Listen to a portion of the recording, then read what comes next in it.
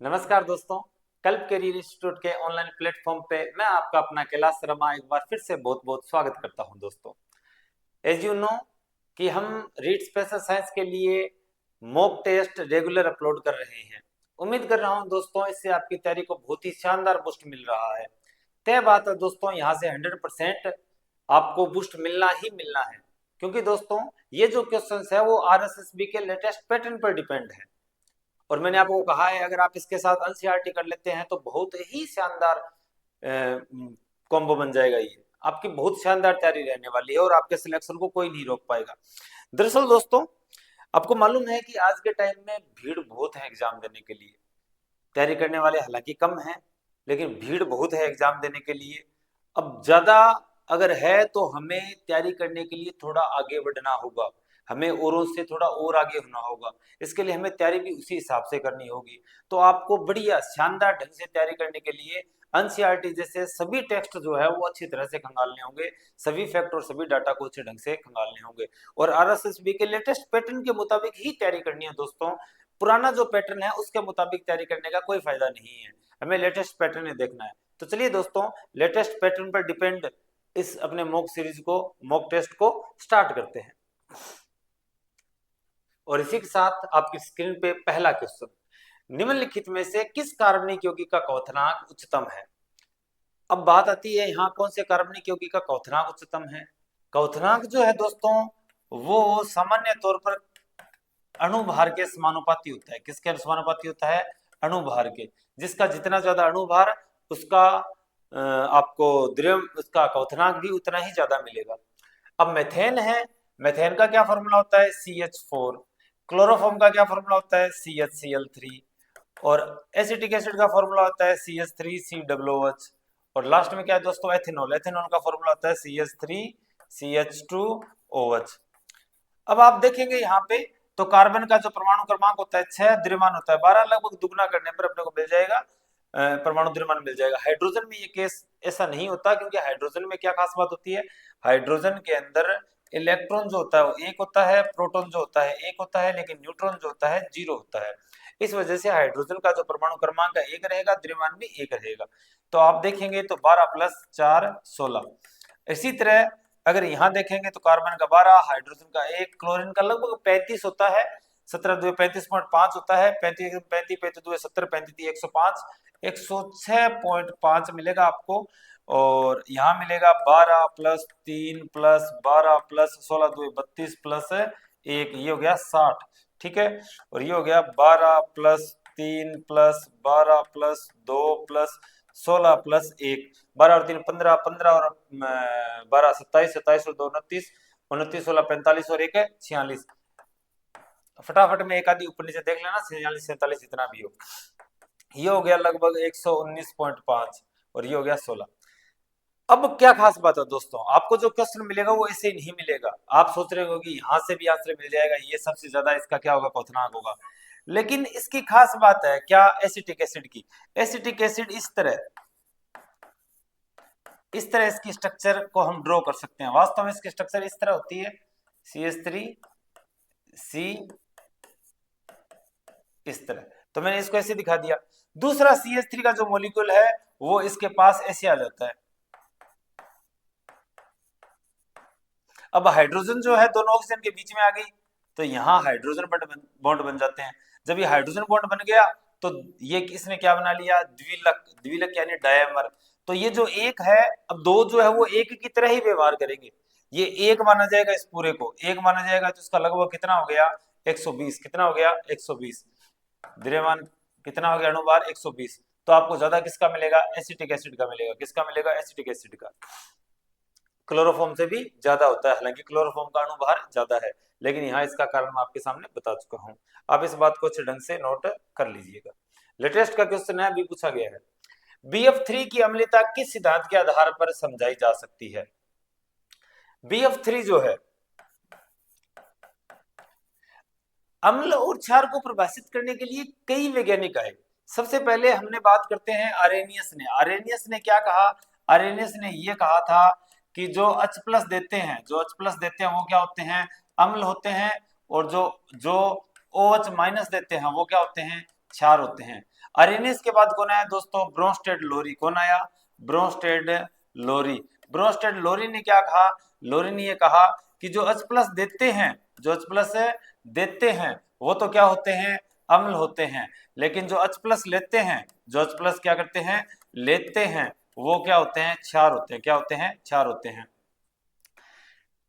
लेकिन BF3 की तो कहानी अभी भी नहीं आई। उसके बाद कौन आया? लुईस आया। कौन आया? लुईस। लुईस ने ये कहा कि जिनके पास इलेक्ट्रॉन युग्म है, और कौन सा इलेक्ट्रॉन युग्म? एकांकी इलेक्ट्रॉन युग्म। कौन है? एकांकी इलेक्ट्रॉन युग्म। जो इलेक्ट्रॉन एकांकी इलेक्ट्रॉन युग्म को डोनेट करता है यानी देता है, देने वाले को क्या बताया इसने? क्षार। क्या बताया? क्षार। और इसी एकांकी इलेक्ट्रॉन युग्म को जो रिसीव करता है वो क्या होता है दोस्तों? ग्रहण करने वाला क्या होता है? अम्ल होता है। कौन होता है? अम्ल होता है। तो BF3 में अगर आप बोरोन की बात करेंगे तो बोरोन एक HeLiBe B5 पर आता है। तो आप इसका इलेक्ट्रॉनिक कॉन्फ़िगरेशन देखें 1s2 2s2 2p1, यानी लास्ट में कितने रहे? 3 इलेक्ट्रॉन रहे।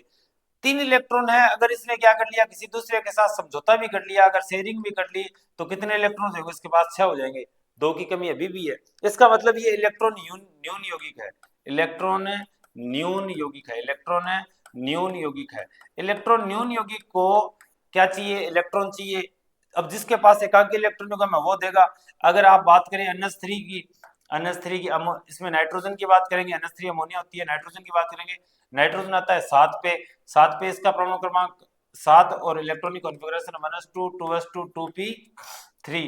तो लास्ट वाली में देखिए आप 5 इलेक्ट्रॉन है। अब 5 इलेक्ट्रॉन है इस तरह, एक इलेक्ट्रॉन और साझा कर लिया तो 6 हो जाएंगे, एक इलेक्ट्रॉन और साझा कर लेंगे 7 हो जाएंगे, एक इलेक्ट्रॉन और साझा कर लिया 8 हो जाएंगे, यानी कि 8 अष्टक पूरा हो चुका है। तो ये जोड़ा क्या करेगा? ये जोड़ा कोई काम का नहीं, हालांकि भाग ले सकता था। ये वाले नहीं है, ये इन 500 में से है। ये तो अंदर वाले हैं, इनकी तो बात ही नहीं कर रहा मैं, बाहर वाले की, जो बंद निर्माण में भाग ले सकते थे लेकिन लिए नहीं।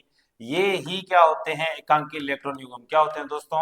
एकांकी इलेक्ट्रॉन युग्म होते हैं। तो ये क्या करेगा? एकांकी इलेक्ट्रॉन युग्म किसको दान कर देगा? NH3 दान कर देगा। किसको? BF3 को।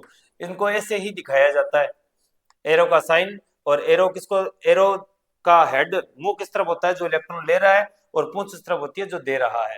यानी BF3 जो है वो एक तरह का लुईस अमल है। क्या है? एक तरह का लुईस अमल है। आपको ये तीनों अच्छे ढंग से याद होनी चाहिए। लुईस अमल है, इसका मतलब इसको समझाया जा सकता है लुईस अवधारणा पर। चलिए दोस्तों नेक्स्ट देखते हैं। अगर इनमें से आपको कोई ऐसा टॉपिक हो जो आपको विशेष समझना हो, आप चाहते हैं कि इस टॉपिक को ज़्यादा समझाया जाए, तो आप निश्चित तौर पर दोस्तों आप कमेंट बॉक्स में कमेंट कर सकते हैं। उस टॉपिक को मैं आपको एग्जाम ओरिएंटेड वे से आपको बताऊंगा। आपको कैसे याद करना है ये भी मैं बताऊंगा। अगर आपको कहीं कोई प्रॉब्लम आ रही है, आप क्या कर सकते हैं? अपने इंस्टीट्यूट जो है राउत सर में स्टेब्लिश है, आप हमसे ऑफलाइन या ऑनलाइन 78 520 70 976 पर व्हाट्सएप के थ्रू, कॉल के थ्रू, कैसे भी कांटेक्ट कर सकते हैं। ये पूरी सुविधा है बिल्कुल क्या रहेगी? फ्री रहेगी। जो सिलेक्टेड हैं, मैं और मेरे दोस्त, मेरी जो टीम है सिलेक्टेड टीचर्स की, हम आपकी पूरी हेल्प करेंगे दोस्तों, पूरी हेल्प। Next question. अच्छा, ये क्वेश्चन 25/2/2023 जिस रेट में मैं सिलेक्टेड हुआ था, क्वेश्चन सही था मेरा दोस्तों। मैंने एनसीईआरटी बहुत ही अच्छे ढंग से पढ़ी थी, बहुत ही अच्छे ढंग से, इस वजह से मैं प्लस रहा था। अभी जो क्वेश्चन डिलीट हुए हैं, और डिलीट होने के बाद भी जो रिवाइज रिजल्ट आया है दोस्तों, उसमें भी उन चीजों का मेरे को बहुत हेल्प मिली है। एक्यूरेसी लेवल की वजह से मेरे को बहुत हेल्प मिली थी। सल्फ्यूरिक अम्ल अंडे के खोल के साथ अभिक्रिया करता है तो वह कौन सी गैस उत्पन्न करता है?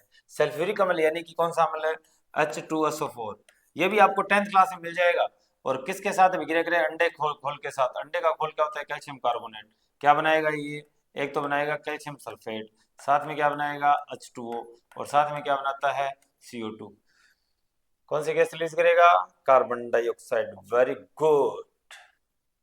निम्न में से कौन सा विलयन बफर के रूप में काम करता है? आज ये बफर की बात करते हैं। प्रयोगशाला सहायक 2018 में पूछा जा सकता है। अम्ल और क्षार की बात होगी तो बफर तो अपने आप आएगा ही आएगा। बफर क्या होता है दोस्तों? बफर वे विलयन होते हैं जिनमें अगर थोड़ी मात्रा में एसिड और बेस मिलाया जाए तो उनकी पीएच वैल्यू में कोई चेंज नहीं आता। इनकी पीएच वैल्यू में कोई चेंज नहीं आएगा अगर हल्की अमाउंट में एसिड और बेस मिलाया जाए तो, हल्की अमाउंट में।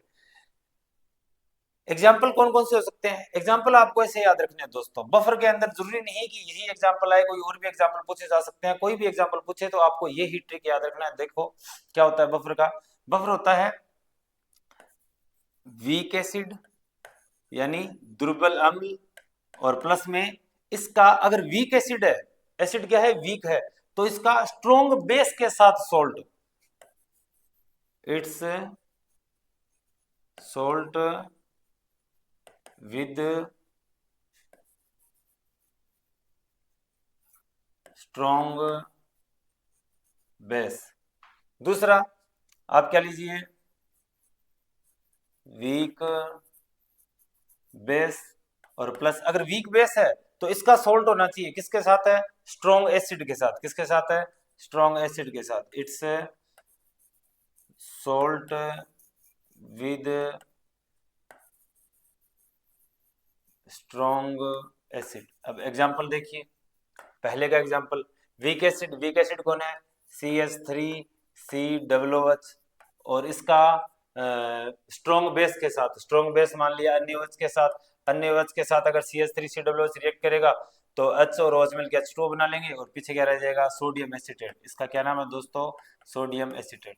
एग्जाम्पल हो लिया वीक बेस। दूसरे का एग्जाम्पल देखते हैं, वीक बेस। वीक बेस क्या होता है, जैसे कि हमने उठा लिया किसको, अमोनियम हाइड्रोक्साइड को, और प्लस में इसका स्ट्रॉन्ग एसिड के साथ, स्ट्रॉन्ग एसिड यानी कि HCl के साथ देख लें, HCl के साथ रिएक्ट करेगा तो OH और H निकल के H2O बना लेगा, पीछे क्या रह जाएगा, अमोनियम क्लोराइड। क्या रह जाएगा, अमोनियम क्लोराइड। ये रहा, ये आप देख लीजिए, आपको क्लियर मालूम हो जाएगा। आपका 3 नंबर का उत्तर सही है। इसको मोस्ट इंपोर्टेंट में शामिल कर लेना। ठीक है दोस्तों, समझ में आ गया होगा उम्मीद करता हूं। नेक्स्ट क्वेश्चन, निम्नलिखित में से कौन सा अमीनो अम्ल उदासीन है? अमीनो अम्ल उदासीन है, ठीक है, उदासीन का पूछा है दोस्तों। तो उदासीन की हम बात करें, देखो दोस्तों, अमीनो एसिड अमीनो अम्ल होते क्या है? अमीनो अम्ल, इसमें अम्लीय समूह होता है COOH, और एमाइनो समूह होता है NH2। ये दोनों मिलकर ही अमीनो अम्ल तैयार करते हैं, और प्रकृति में लगभग लगभग 20 प्रकार के अमीनो अम्ल पाए जाते हैं, और ये अमीनो अम्ल काम आते हैं प्रोटीन बनाने के लिए। प्रोटीन की सरल इकाई या प्रोटीन की स्ट्रक्चरल यूनिट क्या है, अमीनो अम्ल है, अमाइनो एसिड जिसको बोलते हैं। ठीक है, अब अगर किसी में COOH ज्यादा है तो उसकी नेचर क्या हो जाएगी, एसिडिक हो जाएगी। अगर किसी में अगर NH2 की नेचर, NH2 के नंबर ज्यादा है तो वो क्या हो जाएगा, बेसिक हो जाएगा। जैसे कि एग्जांपल के तौर पे अगर आप बात करो उदासीन कौन कौन से हैं, उदासीन एक तो आपको ग्लाइसिन मिलेगा, कौन सा मिलेगा, ग्लाइसिन, और मिलेगा आपको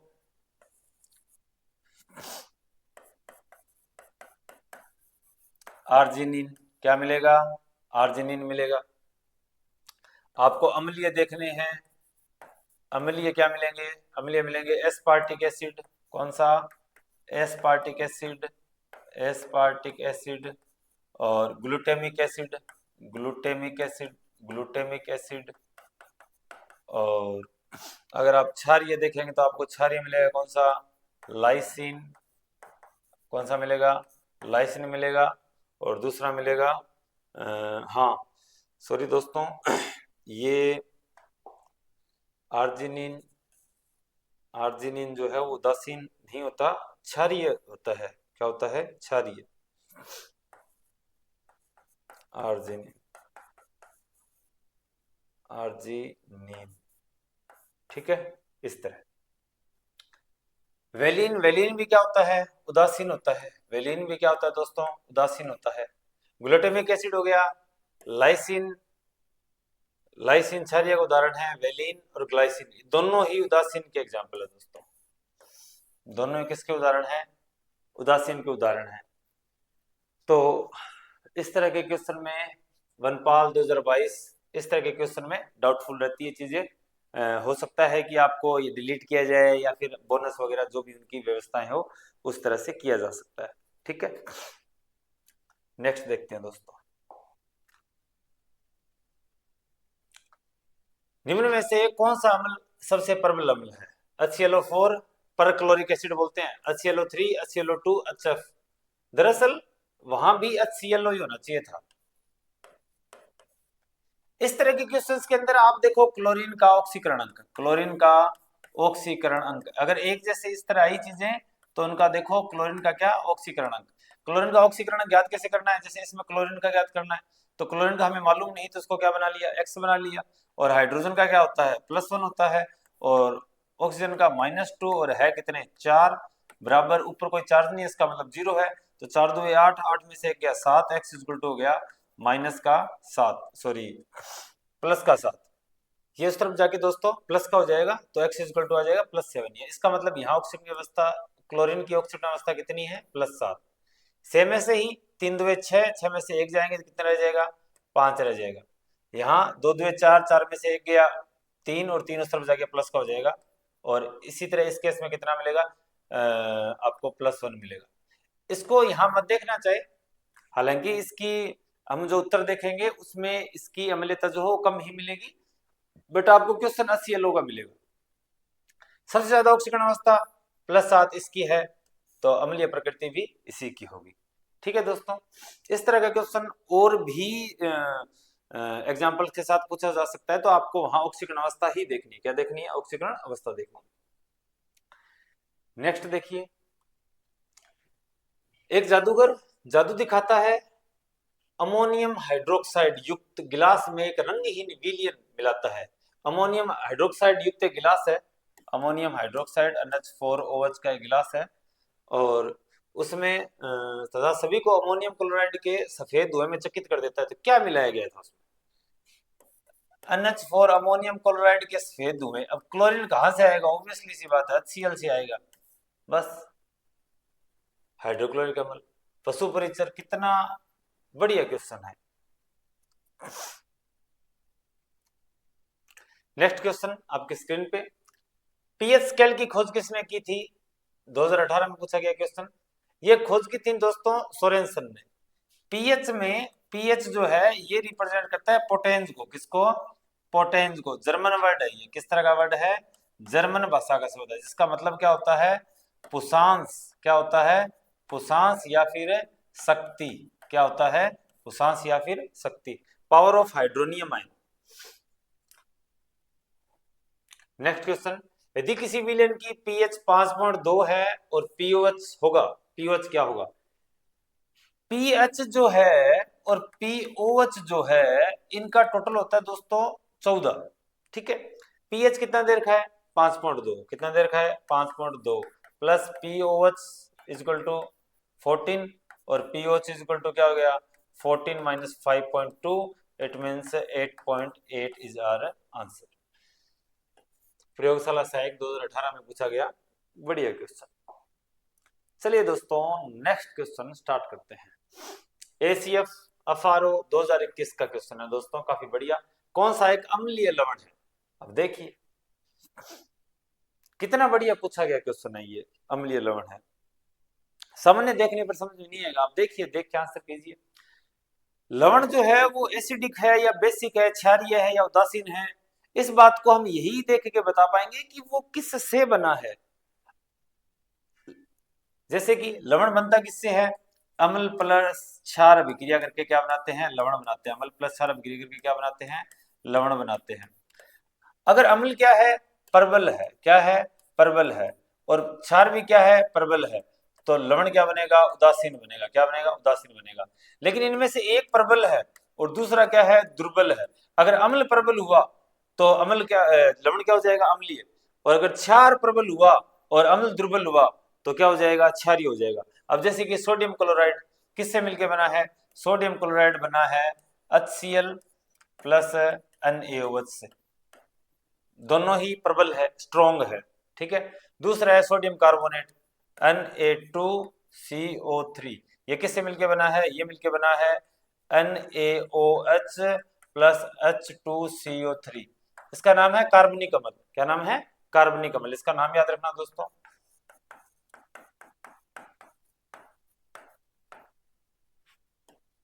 H2O प्लस CO2 ये मिलके क्या बनाते हैं, H2CO3 बनाते हैं।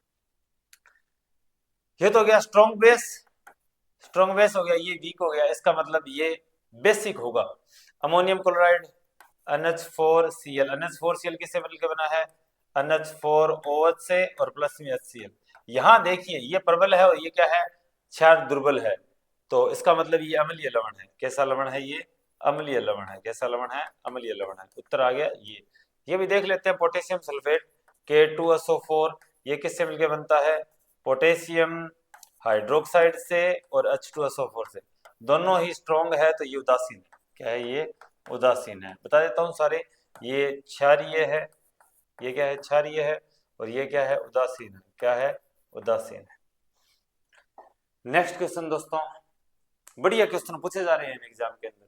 पशु परीक्षण 2024 का। मैग्नीशियम हाइड्रोक्साइड की प्रकृति होती है, बहुत आसान है, ये तो हलवा है दोस्तों। MgOH2 क्या होती है? क्षारीय। इसे मिल्क ऑफ मैग्नीशिया भी कहते हैं। क्या कहते हैं इसे? Milk of magnesia. Milk of magnesia. Milk of magnesia मतलब कि ये इसका हम पीते हैं जब पेट के अंदर एसिडिक नेचर ज्यादा हो जाए, यानी कि जो एसिड अपने पेट के अंदर रिलीज होता है, अगर उसकी अमाउंट ज्यादा हो जाए तो हम ये पीते हैं। मेडिकल में मिल जाएगा आपको। तो ये उसको बेस है, ये क्या है? एक तरह का बेस है, यानी कि अम्ल है। तो ये क्या कर देगा? अपने पेट की जो अम्लीय प्रकृति है उसको उदासीन कर देता है। इनों में भी यही कहानी होती है। निम्नलिखित में से कौन सा क्षार नहीं है? कौन सा क्षार नहीं है? अन्य क्षार है, NH4 क्षार है, क्यों क्षार है? ये क्षार नहीं है। ये क्या है? ये है एल्कोहल। क्या है? एल्कोहल।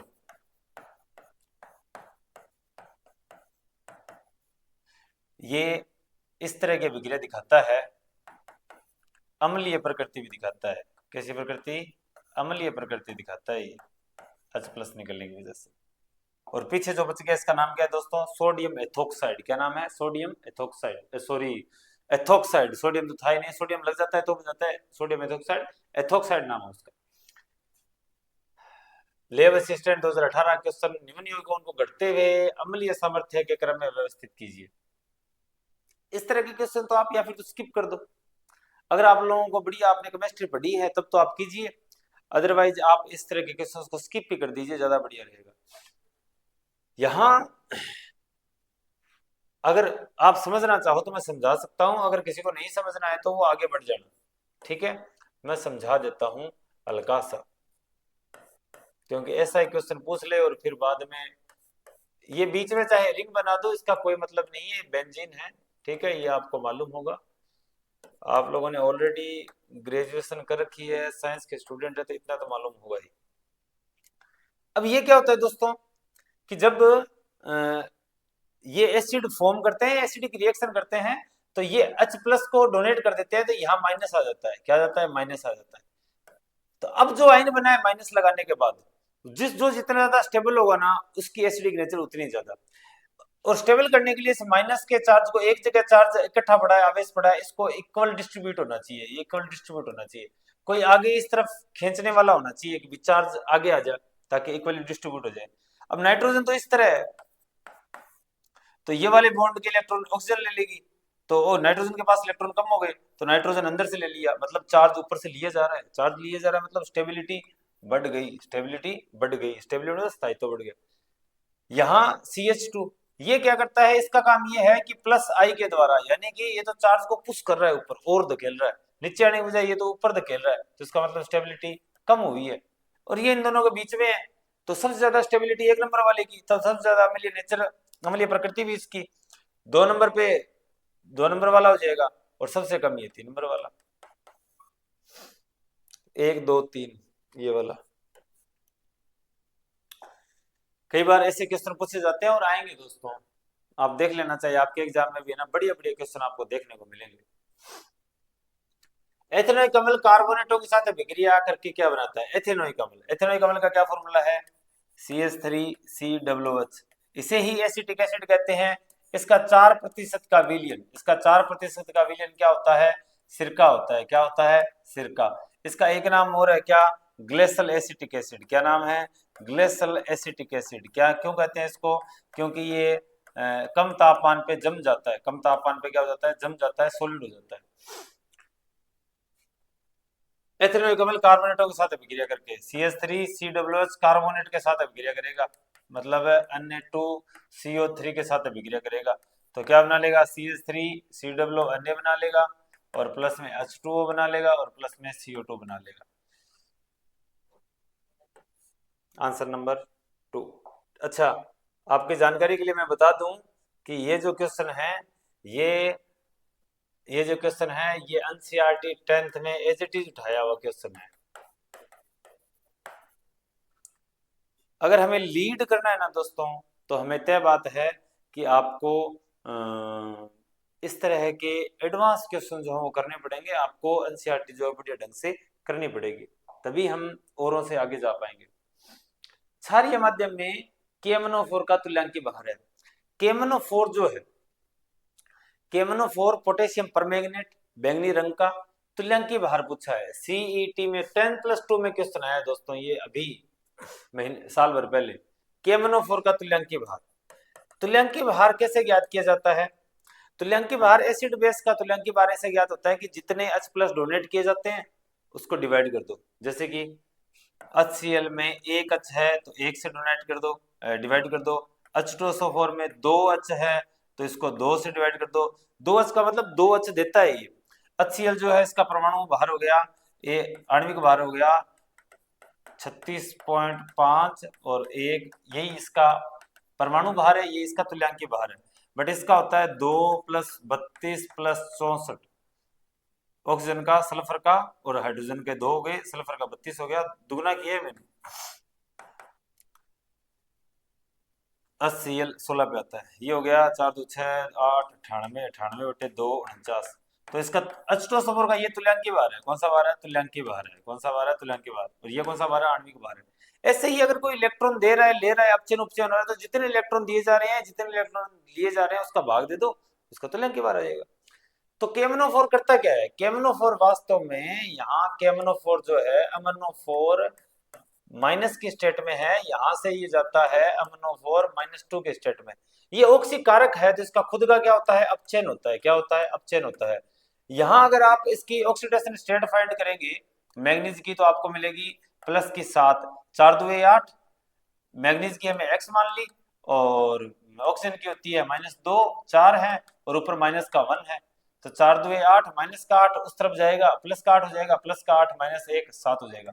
और इस तरह यहाँ क्या मिलेगा आपको? 4 2 8, 8 इसको बराबर होगा -2, 8 -2 6। तो इसका मतलब एक इलेक्ट्रॉन क्या किया जा रहा है? ग्रहण किया जा रहा है। एक इलेक्ट्रॉन ग्रहण किया जा रहा है। एक इलेक्ट्रॉन ग्रहण किया जा रहा है तो एक का भाग दे दो। एक का भाग देंगे तो पोटेशियम का होता है पोटेशियम KCa 19 नंबर पे आता है। 19 2 38, 38 लगभग 38, वैसे तो 39 होता है, आप 38 के साथ भी कर लो। मैग्नीज जो है, मैग्नीज कितने पे आता है? 80 TiVCr 25 पे आता है। 25 2 50, इसका नहीं चलने वाला। लगभग लगभग इसका कितना होता है? 55 होता है। कितना होता है? 55 होता है 55। ऑक्सीजन का कितना होगा? 64। 1 का 16, 4 का 64, भाग 1, 4 5 9 और 8 है, 17 का 7 हासिल रहेगी। 1 6 और 5 11 और 3 14 और 1 है 15, 157, ये रहा 158, ये सही है। यहाँ अगर आप भूल से 55 की जगह 50 भी कर देता ना, तो ये 152 होता है। 152 के सबसे पास में यही है। बढ़िया क्वेश्चन देखने को मिलेंगे इस बार। ताजे तैयार किए गए सांद्र हाइड्रोक्लोरिक अम्ल और सांद्र नाइट्रिक अम्ल को क्रमशः किस अनुपात में मिलाकर, ये होता है रॉयल जल। क्या होता है? रॉयल जल। रॉयल जल, या फिर इसे बोलते हैं एक्वारेजिया, जो लिखा हुआ है यहाँ पे एक्वारेजिया। क्या लिखा है? एक्वारेजिया। ये होता है दोस्तों HCl और HNO3 का मिक्सचर, 3:1 का, 3:1 का मिक्सचर होता है। ठीक है, इसका काम होता है सोने चांदी को पृथक करने में। सोने चांदी को पृथक करने में, सोना चांदी अगर किसी के साथ मिला हुआ है तो ये उनको क्या कर देता है? अलग कर देता है। ठीक है, क्योंकि इनको गला सकता है, गलाने में सक्षम है। क्लोर क्षार अभिक्रिया की रासायनिक समीकरण है। 28/2/2025 पात्रता का क्वेश्चन है ये, और 10th एनसीईआरटी में से ऐसे कैसे उठाया हुआ। अब यहां से देखना, मैं आपको पूछ लूं कि मार्गरीन क्या है? मार्गरीन बनाने के लिए किसका उपयोग किया जाता है? क्लोर क्षार क्या अभिक्रिया होती है कि आप NaCl लेते हैं, NaCl के साथ H2O पास NaCl का H2O यानी ब्राइन सॉल्यूशन, एक्वा सॉल्यूशन है, और इसमें से क्या पास करवाई जाती है, विद्युत धारा इस तरह।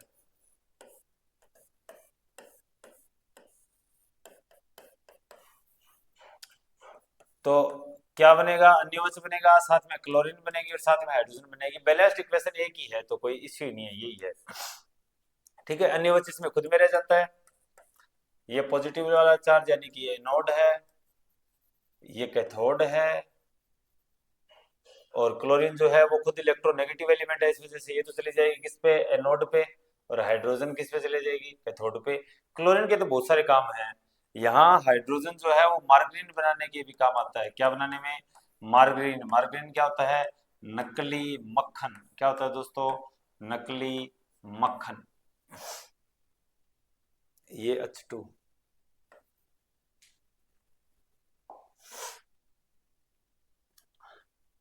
10th का क्वेश्चन था as it is.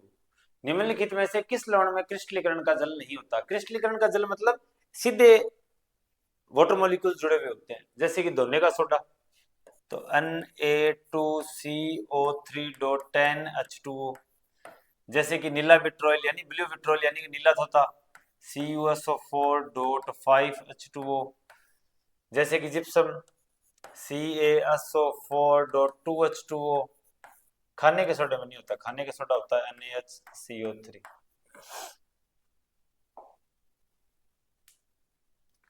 Next question, निम्न में से एक कवक द्वारा उत्पादित होता है। कवक द्वारा दोस्तों सीईटी के एग्जाम में 2024 एक साल पहले पूछा गया क्वेश्चन। एक कवक है एस्परजिलस नाइजर। क्या नाम है, एस्परजिलस नाइजर। ये फंगस है कवक, ये इसको प्रोड्यूस करता है। सिट्रिक एसिड जो है काफी फेमस एसिड है, तो इसकी स्ट्रक्चर भी पूछी जा सकती है या फिर इसका सूत्र पूछा जा सकता है। इसकी स्ट्रक्चर तो होती है इस तरह, बहुत आसान स्ट्रक्चर है, इसीलिए बना के बता रहा हूं आपको ताकि आप याद रख लेना, मुश्किल नहीं है।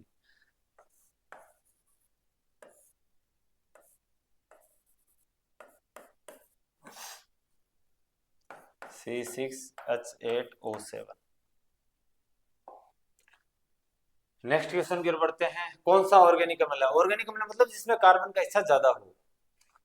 अभी देखा हमने सिट्रिक एसिड ही है, इसमें ही होते हैं कार्बन। ये जो स्ट्रक्चर है, ये जो कॉर्नर यहाँ है, ये कॉर्नर यहाँ, ये कॉर्नर कार्बन के साथ जुड़ा है, COOH हो गया ये एक तरह से। ये भी COOH हो गया, ये भी COOH हो गया। ये कार्बन है, कार्बन के साथ जुड़े हुए, ये कार्बन है, यहाँ कार्बन है, इस तरह। बाकी नाइट्रिक एसिड, फोस्फोरिक अम्ल, फोस्फोरिक अम्ल होता है H3PO4। एक होता है फोस्फोरस अम्ल, कौन सा अम्ल, फोस्फोरस अम्ल। फोस्फोरस अम्ल होता है H3PO3। बिच्छू नेटरडंग में कौन सा अम्ल पाया जाता है, 27/2/2025 पात्रता का, और सीईटी में सेम। ये होता है मेथिनोइक अम्ल यानी कि HCOOH, यानी कि इस तरह इसकी स्ट्रक्चर। और इसका एक और नाम क्या है, फॉर्मिक एसिड। कौन सा एसिड है, फॉर्मिक एसिड।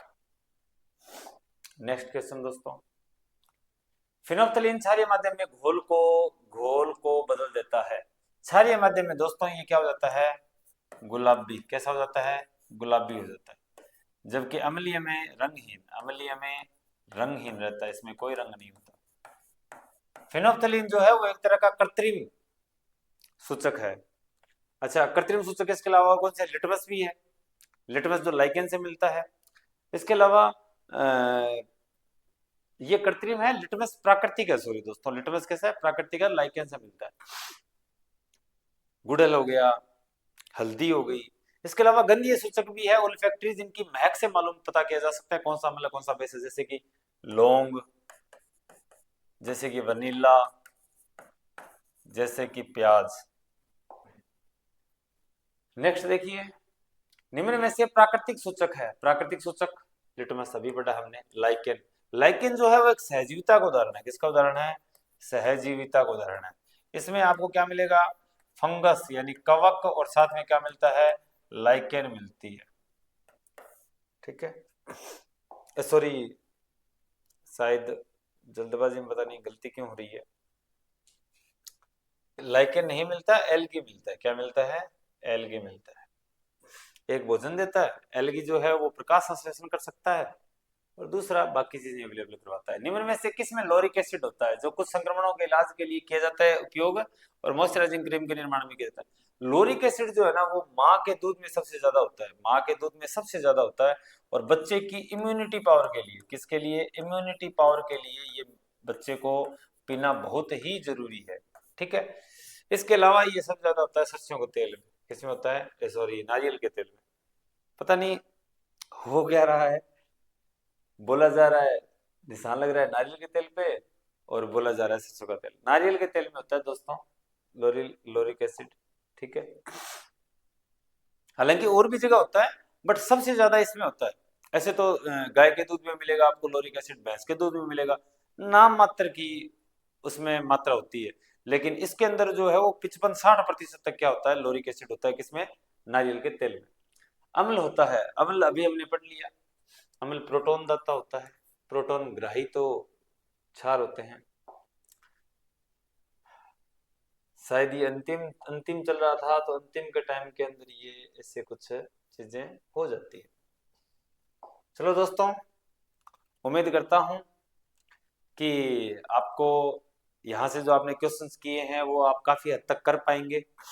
अगर इस तरह के क्वेश्चन आए तो आप, मैं उम्मीद करूंगा कि आप उन क्वेश्चंस को कर लेंगे। यहाँ से आपको किस तरह के क्वेश्चंस करने हैं ये भी आपको पढ़ने को मौका मिलेगा। और जब आपने इन क्वेश्चंस को देखा है खुद ने, तो आपको यहाँ से खुद को भी अपनी तैयारी को बूस्ट मिलेगा। तो दोस्तों, मन लगा के पढ़िए, बढ़िया तैयारी कीजिए, सिलेक्शन लीजिए, और अपने परिवार में अपने माता पिता का, सबके जीवन को खुशहाल बनाइए। चलिए दोस्तों, मिलेंगे नेक्स्ट मॉक टेस्ट में। तब तक के लिए धन्यवाद। जय श्री राम। चैनल को सब्सक्राइब जरूर कीजिएगा दोस्तों।